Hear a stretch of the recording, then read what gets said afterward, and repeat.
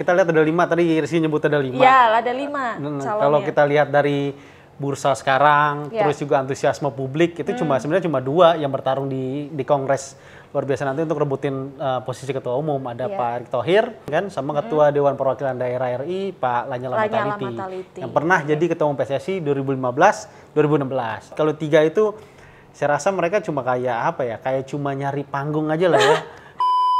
PSSI ini seperti kayak negara di dalam negara, karena dia hanya bisa diatur tanda kutip oleh FIFA. Negara pun nggak bisa intervensi. Negara intervensi, jadi kita kan di freeze seperti kita dulu 2015 seperti itu. Nah jadi. Halo Sobat Olah Bola, welcome back di Ngolah Bola bareng gua Rizky Melia.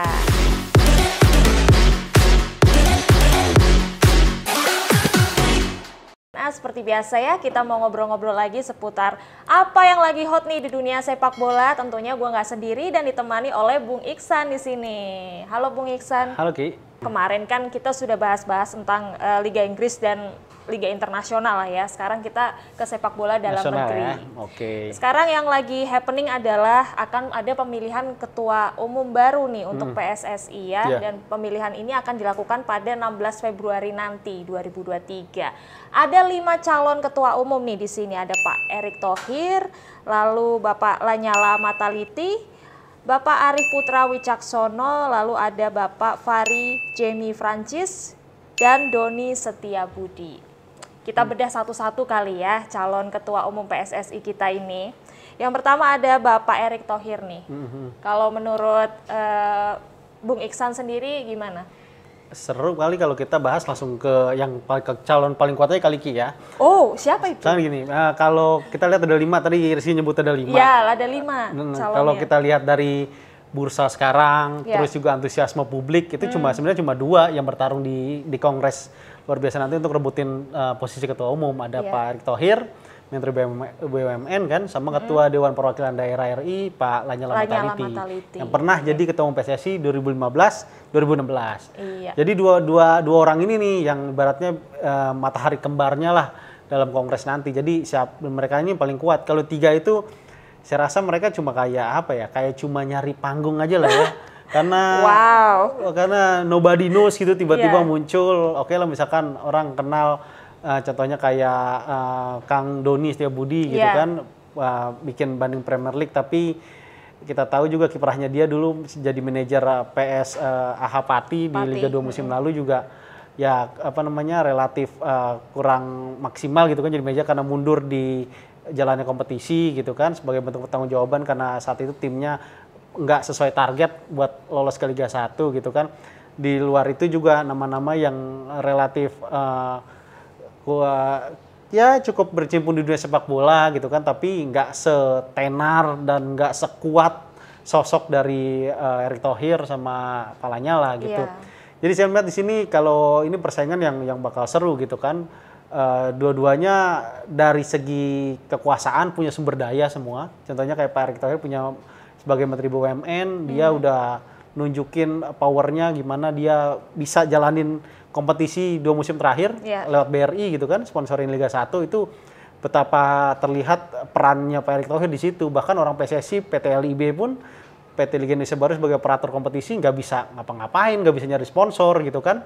Dulu sempat ada e-commerce kayak Tokopedia, Shopee gitu kan, yang mundur secara perlahan karena kompetisi yang nggak jelas. Tapi dengan bantuan Pak Erick Thohir, akhirnya di BUMN, BRI, bahkan salah satu bank dengan kondisi keuangan yang terbaik, bahkan nggak cuma di Indonesia tapi di Asia, mau sponsorin Liga 1 gitu kan. Ini betapa kuatnya sosok Pak Erick Thohir gitu kan, dan dia punya pengaruh, ditambah dia mengklaim telah mendapat dukungan dari Presiden Joko Widodo untuk maju gitu kan. Jadi ini orang pemerintahan lah, bisa bilang seperti itu. Jadi sumber dayanya tuh banyak banget. Sumber daya di sisi kementerian juga, sumber daya juga sebagai salah satu sosok di pemerintahan. Pak Lanyala Mataliti juga nggak bisa dianggap remeh. Ketua DPD itu memimpin 34 provinsi perwakilan, berarti kalau di Amerika tuh senatnya lah. Betapa kuat pengaruh dia gitu kan. Dia bisa gunakan juga sumber dayanya untuk memulai dukungan, mencari dukungan dari voter-voter, terutama dari 34 pengurus asosiasi provinsi PSSI yang juga menjadi voter 34 dari 87 total voter di Kongres luar biasa nanti. Jadi pertarungan yang kuat bakal, kalau saya lihat tadi kalau saya sudah jemput Pak Lanyala akan lebih concern untuk tanda kutip mendekati Asprof. Kalau Pak Erick Thohir saya rasa akan lebih banyak suaranya nanti berasal dari klub-klub, entah 18 klub Liga 1 atau mungkin masing-masing 16 klub dari tim Liga 2 dan Liga 3. Itu terlihat juga kemarin pas Pak Erick Thohir daftar minggu kemarin, itu kan didukung sama anak-anak muda yang mengurus klub gitu kan. Ada Raffi dengan Rans, ada si Atta Halilintar, Bekasi City gitu kan. Ada Pak Henry Zainuddin, Sriwijaya FC, terus juga ada Pak Peter Tanuri yang anggota Exco sekarang juga, tapi dia pemilik saham paling banyak untuk Bali United gitu kan. Terus ada juga pemilik klub lain seperti dari Gersik segala macam, dan ini menunjukkan bahwa antusiasme pemilik klub gitu kan setelah liga nggak jelas, terutama Liga 2, Liga 3 yang nggak dilanjutin setelah Liga Kanjuruhan, terus Liga 1 yang jalan abnormal karena nggak ada degradasi. Jadi orang-orang di klub yang ngurus klub yang emang mereka merasakan langsung gimana pengelolaan sepak bola setidaknya dalam 1-2 tahun terakhir, ya mereka berharap Pak Erick Thohir bisa bawa nuansa baru, harapan baru, terutama liga kita bisa berjalan normal dan juga ya step by step kita bisa ngejar ketinggalan kualitas dari Malaysia, Thailand sama Vietnam lah. Kan sudah dibahas tentang Bung Iksan, profil Pak Erick Thohir dan juga Pak Lanyala. Lalu sebenarnya apa sih tugas dari ketua umum sendiri? Ketua umum, wakil ketua umum, ada sekjen, exco, PSSI. Sebenarnya masing-masing tugas dari mereka ini apa? Mungkin bisa dikasih pencerahan untuk teman-teman atau penggemar sepak bola yang selama ini tuh belum paham gitu ya tentang tugas masing-masing ini. Iya. Nah, pemilihan nanti Kongres luar biasa nanti itu sebenarnya kayak memilih satu badan baru PSSI. Badan baru itu namanya Komite Eksekutif. Komite Eksekutif itu ada ketuanya, ya ketua umum, wakilnya, wakil ketua umum ada 2 orang, ketua umumnya 1, terus ada 12 anggota Komite Eksekutif itu atau kita sebutnya Exco gitu sekarang. Jadi ada 14 orang ini yang diharapkan bisa bawa perubahan besar di sepak bola kita di tahun untuk 2023 sampai 2027. Nah, PSSI ini seperti kayak negara di dalam negara karena dia hanya bisa diatur tanda kutip oleh FIFA. Negara pun nggak bisa intervensi. Negara intervensi, jadi kita kan di freeze seperti kita dulu 2015 seperti itu. Nah, jadi ini pengaruh yang besar nih karena satu sisi orang memimpin PSSI sama aja tuh kayak mimpin satu negara. Kenapa? Karena hasil survei Nielsen itu ada 70% rakyat Indonesia tuh suka bola. Jadi at least dari 200 sekian ada 150 juta lebih lah orang yang bakal ngelihat nih ketua umum PSSI. Nah, itu kalau Rizky perhatiin dulu Pak Muhammad Iriawan itu dia gayanya udah kayak gaya-gaya pejabat loh. Datang ke stadion dia pasti ketemu dulu supporter, salim-salim, salam-salam, itu mirip-mirip kayak pejabat lah seperti itu kan, meskipun dia hanya ketua federasi olahraga gitu kan. Nah, ini seperti itu. Jadi meskipun nggak digaji tapi dia punya, bahkan saya rasa ketua umum PSSI itu posisinya lebih tinggi dan lebih dilihat dibanding ketua umum partai politik. Jadi itu betapa pengaruhnya. Jadi kayak Pak Edi Rahmayadi jadi batu loncatan gitu kan untuk jadi gubernur Sumatera Utara. Di satu sisi ketua umum juga punya hak untuk mengelola dana hibah terutama dari FIFA, jutaan dolar Amerika yang di FIFA keluarkan untuk pembinaan semua anggotanya, itu kan mereka diatur dan itu nggak bisa ditanda kutip diganggu gugat oleh negara gitu kan. Misalkan ada KPK misalkan untuk meminta pertanggungjawaban, nggak bisa seperti itu gitu. Mereka hanya bisa pertanggungjawaban langsung ke federasi utama yaitu FIFA gitu. Jadi banyak hal, belum lagi mereka mengatur klub. Mereka lagi ketua umum bersama Exco nih ya. Jadi keputusan ketua umum itu harus disetujui oleh Exco misalkan untuk satu menentukan peraturan liga. Berapa jumlah liga, jumlah kontestan liga. Misal kayak contoh kemarin Liga 3 normalnya yang promosi 4 tiba-tiba jadi 8. Nah, itu mereka semua tuh yang ngatur. Sampai mereka nentuin jumlah iuran anggota PSSI. Anggota PSSI Rizky tahu berapa? 87 kan voternya. Tapi anggota sampai 2023 ini ada 1093 anggota. Bayangin tuh. Kalau ada iurannya berapa banyak uangnya gitu kan.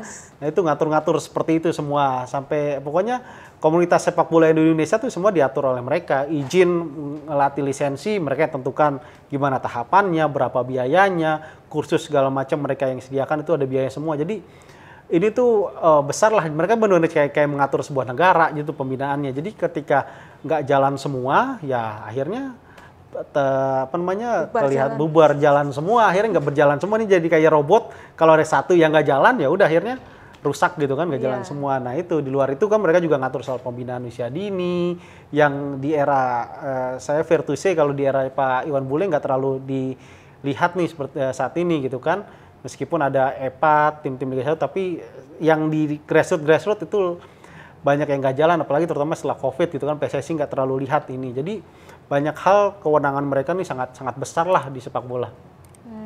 Tapi berarti kalau menurut Bung Iksan sendiri yang cocok untuk duduk di ESCO ini siapa-siapa aja? Iya, jadi orang-orang yang harusnya itu orang-orang yang udah paham sepak bola seperti apa gitu, udah punya pengalaman panjang. Mungkin itu bisa mantan pemain, mantan pelatih, atau juga mantan pengurus klub yang udah panjang gitu kan. Kayak contohnya sekarang banyak jagoan Pak Erick Thohir. Ada beberapa, bahkan saya di jalan juga di sekitaran Jakarta ini udah banyak lah spanduk Pak Erick Thohir gitu kan. Ya oke lah, maksudnya Pak Erick Thohir punya pengalaman panjang gitu kan, pernah jadi presiden Inter, pemilik saham mayoritas DC United di Amerika, sekarang dia sama Anindya Bakri megang Oxford United, tim Liga 1 di Inggris. Jadi ini juga hal yang ada angin segar lah. Akhirnya ada orang yang benar-benar pernah ngurus bola, tahu cara ngurus bola gitu kan. Terus juga tahu gimana juga iklim bola nasional, karena dulu Pak Erick Thohir juga pernah jadi komisaris utama di Persib 10 tahun. Jadi itu ya akhirnya ada nih orang seperti ini, nggak tiba-tiba gujuk-gujuk, siapa nih orang gitu kan, tiba-tiba jadi ketua umum PSSI. Tapi kuncinya tuh ada di voter sebenarnya. Meskipun orang-orang ini bagus, orang-orang ini baik, dan kita tahu track recordnya, semuanya tergantung di 87 voter itu. Siapa yang bisa ngelobi mereka ini gitu kan.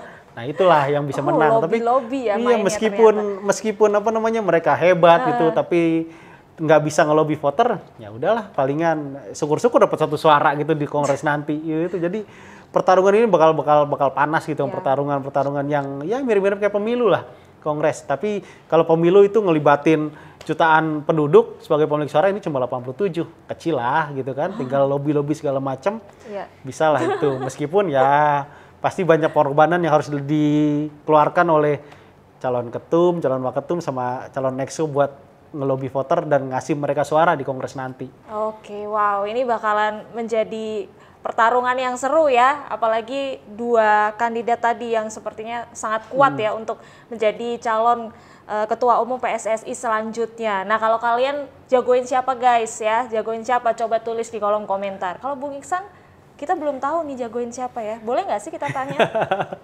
Siapa Bung Iksan? Saya tetap ngerasa Pak Erick Thohir lah ya, waktunya lah ya orang. Kalau kita udah tahu lah Pak Lanyala, meskipun dulu nggak tuntas gitu ya tugasnya karena cuma setahun, terus sempat di ban FIFA kita, terus Pak Lanyala pernah kena kasus pidana gitu, akhirnya tanda kutip digulingkan dengan KLB gitu kan. Tapi ya karena udah tahu lah Pak Lanyala seperti apa, meskipun udah nggak bisa di kesampingkan juga lah kiprahnya dia. Dulu dia pernah ngeluarin uang sendiri untuk PSSI, tapi ya saya rasa harus ada arah baru, harapan baru gitu lah Pak Erick Thohir lah, seenggaknya yang kasihlah kesempatan gitu. Dan semoga ya nggak jadi batu loncatan beliau untuk pemilu 2024. Nah itu tuh kuncinya di situ sebenarnya. Yes.